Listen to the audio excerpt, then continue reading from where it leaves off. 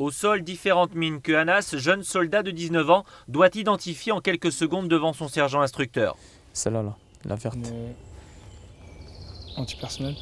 Une évaluation importante pour le jeune homme qu'il ne doit pas louper, car dans quelques mois, il risque d'être déployé dans une zone de conflit où ces charges explosives sont très présentes. L'Afghanistan, Mali et tout, ils peuvent être confrontés à ça. Donc ça, c'est vraiment la base qu'on apprend aux jeunes pendant les classes. Les classes ou encore formation initiale des militaires du rang, 15 semaines où les jeunes recrues comme Anas apprennent le maniement des armes, les premiers secours ou encore comme ici, savoir se protéger face à un risque bactériologique ou chimique. Une formation technique et sportive qui a motivé Anas à s'engager. Là, on sait qu'on va servir son pays dans n'importe quel coin du monde.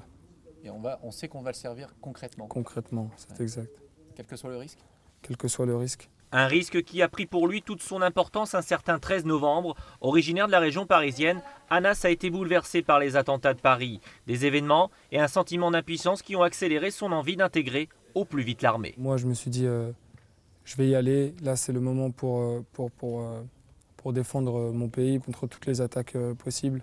Et pour ces mêmes raisons, de nombreux jeunes comme Anas ont rejoint l'armée ces derniers mois. Résultat, chaque section compte dorénavant une quarantaine de jeunes contre une trentaine il y a un an. C'est l'effet attentat. À cela s'ajoute la présence militaire depuis 2015 dans les rues françaises avec l'opération Sentinelle.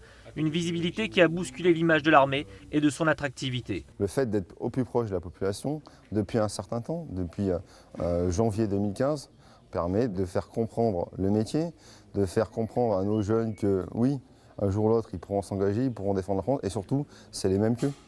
6 h du matin sur les hauteurs de Verdun, au bout des 15 semaines de formation, dernière journée d'évaluation pour Anas et pour une centaine de jeunes recrues.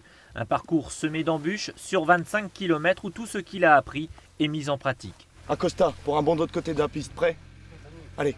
Un camp rebelle abandonné qu'il faut inspecter dans les moindres détails ou encore l'attaque d'un poste ennemi avancé. Des exercices de plus en plus concrets qui sont là pour faire de ces jeunes recrues de futurs soldats professionnels. Ils commencent, le chemin est encore long, ça se fait pas comme ça, mais à partir du moment où ils ont la volonté et la motivation, ouais, ils seront prêts. Encore 6 mois de formation spécialisée attendent Anas dans son futur régiment d'affectation. Ensuite, il devrait effectuer sa première mission en France avec l'opération Sentinelle. Dans 10 mois, Anas, comme d'autres jeunes recrues, pourront être déployés à l'étranger dans une zone de conflit.